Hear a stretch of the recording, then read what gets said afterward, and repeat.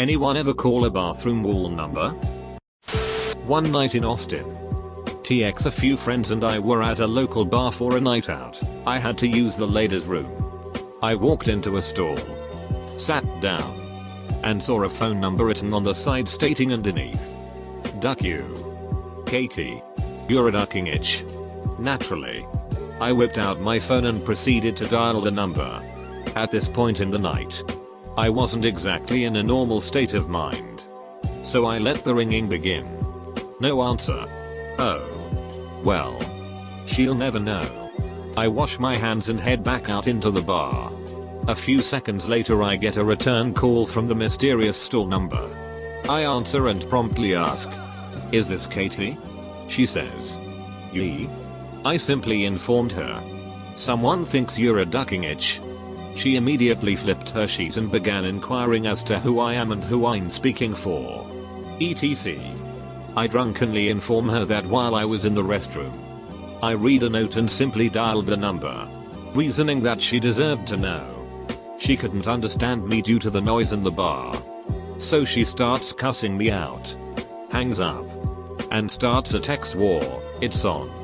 After berating me via text, I calmly text her the information I tried to convey over the phone. She finally understood the intended message and proceeded to itch me out. Again. She stated, "This must be Jacqueline. Or one of her war friends. Either way, get over the ducking fact I stole your man. TLDR, Katie is a ducking itch." In all fairness, the person who wrote it did warn you. When I was in high school, there was a number in the boys' locker room. It was a girl's name and a number. Most of the guys ignored it. But then my friend and I added it to our contacts list. Because A, cellular phones were just becoming affordable for teens. B, we wanted to see who would pick up when we called. We agreed that we weren't going to call during school hours. So we were going on Saturday. We forget. Months go by and my friend and I meet this server at a burger stand who tells us that she goes to our school. She gives my friend her number and what do you know? It's the locker room number. At first we chalked it up to being a coincidence. Maybe it was an old number and she just got it. But no. Same name. Same number for so many years. Later on she told us that her ex-boyfriend was a big dig and that he wrote her number all over town when they broke up. But she got back at him when she emailed his parents a picture of him snorting coke off their dining room table. TLDR, number in locker room belonged to a decent girl who worked at a burger stand. And her ex was a coke snorting big dig. Must burn so bad every time that big dig passes. I saw a sign in a bathroom at the bar that said "For a good time call Katie." The someone under it wrote "Don't call her. It's her mom's number. And she's pissed." Will the mother give a good time too? I put my number on a Jenga tile. Call 206XXXXXXX to play Mahjong. To date, have gotten 3 calls for actual Mahjong and 2 for Mahjong. The best pickup lines ever came from those calls though. "I can scramble your tiles like Chairman Mao" was one. I've called one of them before. It rang twice then went to voicemail. "Hey guys, it's Carly, leave a message." And if you got my number from the Walgreens bathroom, duck off. How do you know she spelled it Carly instead of Carly? Not exactly like this. But I have a related story. Some years ago I was tripping on acid with friends and wandering around SFMOMA. We found a really cool piece of art that included a phone number listed as home office, so we decided to call it. Turned out that it was the artist's home phone number and he answered. Told him we really liked his work and would he like to hang out with us. He wasn't busy. So he said sure, and we told him to come meet us at a nearby bar. Telling him that we would be the ones carrying balloons with faces on them. He came and met up with us and we actually ended up taking him home to the party we were having at our house and hung out the rest of the night. Cool guy. Surreal experience. No creepiness. No murder. No sexual advances. Everything went better than expected. I usually called people and told them I'm from the police. Calling to inform that they will be fined a large sum for ruining public property. Most people didn't think logically right off the bat. Freaked out and started apologizing. Some girls who scratched their phone numbers into the backs of bus seats started crying and yelling in ungodly fear. Only once one guy was completely calm and collected. Well, anyone could have written my phone number on there. I'm a popular dude. I'm from the police and I'm typing to inform you that you will be fined a large sum for impersonating a police officer. My friend put my number up in the ladies' bathroom and for about 3 weeks. Every Friday and Saturday without fail I would get calls around 1 AM. Of drunk people doing their best to be clever on the fly. It resulted in a cache of pretty funny voicemail messages. To get her back, I posted a random image of breasts I googled on Craigslist. With text saying something along the lines of BBW looking to try out my first threesome. Interested party send pics. No strings attached, and then posted her phone number. And didn't allow emails. It resulted in about 100 big dick pics. And her phone ringing off the hook until I took it down an hour later. Man. I need to start planning for April Fools now. My friend's sister posted an ad for a free llama with her phone number on it. She got calls for weeks asking about the sex, size, and nutritional requirements of her llama. I work at a Chevron gas station and there is one number in the men's room. I texted once a month. Just to check up on them. It's been a few years now. They still don't understand. Edit, imga.com. What do you say? What do they say? The number is written in between tiles by the iter, and when I texted them the first time they asked who it was, I said the manager at Chevron. I was a cashier at that time, and they didn't text me back. Then a month or so later I'm tacking a sheet while working and I'm like HMM. I wonder what this guy's up to. So I just went ahead and put it in my phone as Chevron bathroom guy, and from then on it became a thing. I'll text him. How's it going? How's the wife and kids? Sure is hot lately? He'll respond with anywhere from a yap, sure. To WHO the duck is this. I haven't hit him up in a few weeks. I'll text him and see if he's still around for ya guys. Edit, just texted him. I'll keep you guys posted. I once saw one that said looking for a good time. Call here, and the number was the number for the local university. Nothing can beat the fun of knowledge. When I was working at Home Depot, I saw a posted phone number with something along the lines of call for a good time, usual sheet, so I decided to be a good person and text them and let them know someone had emblazoned their number on the men's bathroom stall. Turns out, she was the cashier I had been flirting with. And she is now my girlfriend. Not sure if happy for you or worried about your life choices. A friend of mine called for a free BJ called Terry XXXXXXXXXXX. A deep voice picked up and laughed at our proposition. Then hung up. A few hours later he got a call back from a soft lisp Y voice asking, "This is Terry. Are you ready?" My friend then set up a meeting with Terry at the mall. Except he gave the name of another friend, Kevin, who was a manager at a sub and sandwich place. Being a good friend, he let him know that a smoking hot babe Terry was going to come by and introduce herself later. Later the manager retold the encounter as follows. Son curse words. Milton from Office Space walks up to order and says, "Hi. I'm Terry, are you Kevin?" Orders a foot long with extra meat and mayonnaise. He keeps asking if my name is Kevin and if I'm ready. I point to my name tag several times and answer yes. When it was time to pay, he asked should I wait here or. I told him he had to pay first. I didn't suspect anything weird until he sat down about 15 feet away and started deep throating the foot long and licking the mayo. He didn't leave until security asked him to. TLDR, when you call bathroom wall numbers and set them up with your friends at work, hilarity ensues. And this is how your friend gets kidnapped. Then gets wind chimes made from his genitals. One day, I received several vulgar text messages from an unknown number. After discovering that the sender was a gay male and informing him that I was female, He became considerably more polite and claimed that he'd found my cell phone number in a men's restroom at the college my ex-boyfriend was currently attending. Now, whether this was one of my scumbag ex's friends, and my ex had simply given him my number to mess with me, or whether it was legitimately written on the bathroom stall, I may never know. I didn't know any other males at the school at that time, so I was unable to verify the story. Regardless, the messages stopped and I never received any more. I want to shove my big dig in your dirty little slut ass and come on your face. Excuse me. This is Sarah. Who is this? Oh honey. I'm so sorry. You have a good day now. Not me. But sorta kinda relevant. My cousin, who's around 30, called up a number he saw on the bus one day to tell the girl about the graffiti and that he rubbed it off. Anyway, they got to talking and they kept in touch for a while and eventually met up. This was about 10 or 11 years ago and they've been together ever since.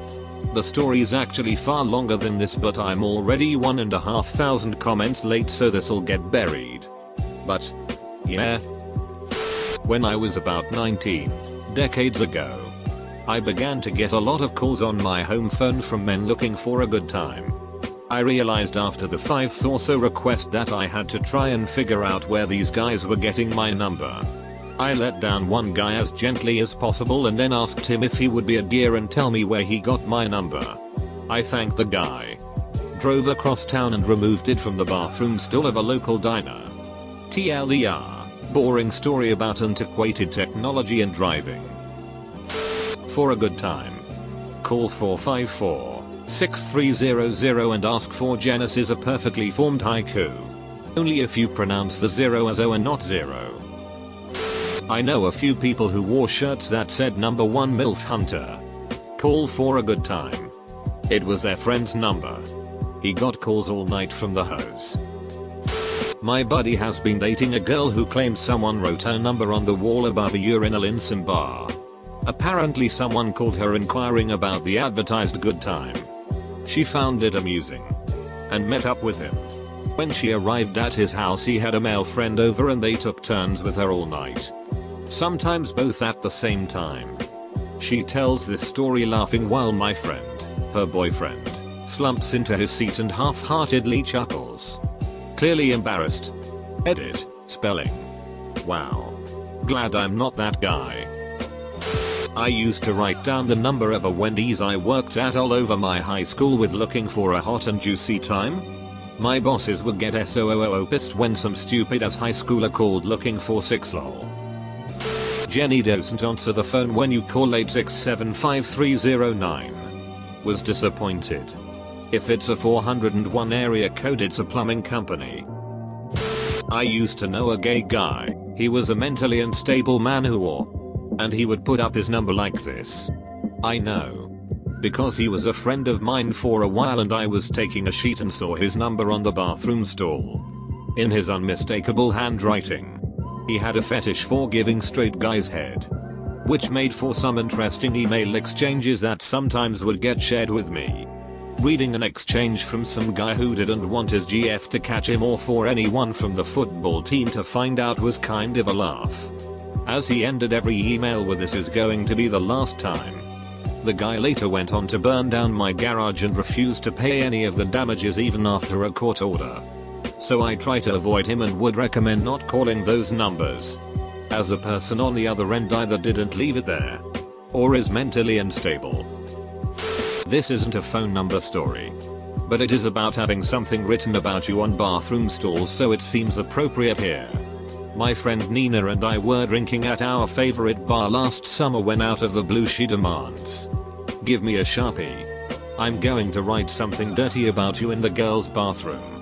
Because that's the sort of impulsive thing Nina does when she drinks.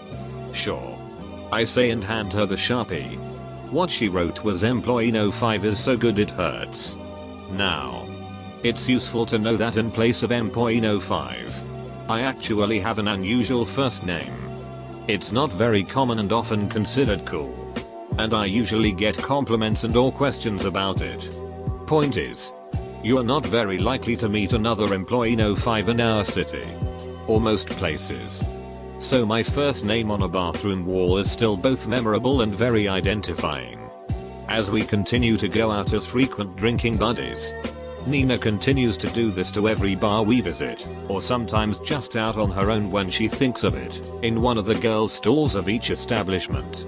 After more than a year of her little bar hobby, every major drinking spot or nightclub in our city now has it, depending on how often they scrub stall graffiti. And she has redone some, as well as when we're traveling and visiting friends in other cities around the country. On at least a dozen occasions in the last year since she started this, I have been introduced to or started talking to a woman who upon hearing my uncommon name will say, "Oh my god. Are you the employee no 5 from the ladies room? Or are you employee no 5 so good it hurts ? I see that everywhere. My girlfriends and I were saying we have to find you someday." I always say something along the lines of, "Oh geez. Is that still there?" A silly lady friend of mine writes that. I won't lie about it. But they usually don't ask much either, which leaves things kind of mysterious and ambiguous. Regardless of what they ask, it is always a good flirty conversation starter. No one takes it seriously, I think. But it does start things off in a humorous and semi-sexual way when it's come up. And it lets you begin meeting someone with a little bit of weird infamy of sorts. Nina says this is her way of wingmaning for me, as she's too lazy to do anything otherwise. And it definitely works when it's actually recognized. I took driver's ed in high school. We were on a break, and a guy called a phone number scratched into the table we were all seated at. He started talking to the girl who answered, and had a fairly pleasant conversation.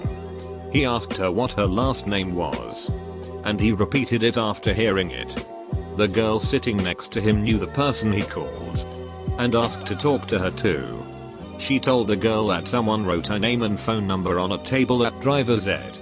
They laughed about it, talked about each other's day, and that was it. Jesus Christ. Frank, you're a psycho stalker. I ignore your texts for one day and you post my goddamn number on this website? Duck you. My ducking phone has been ringing constantly for the past 7 hours. Asshole. I'm getting a restraining order.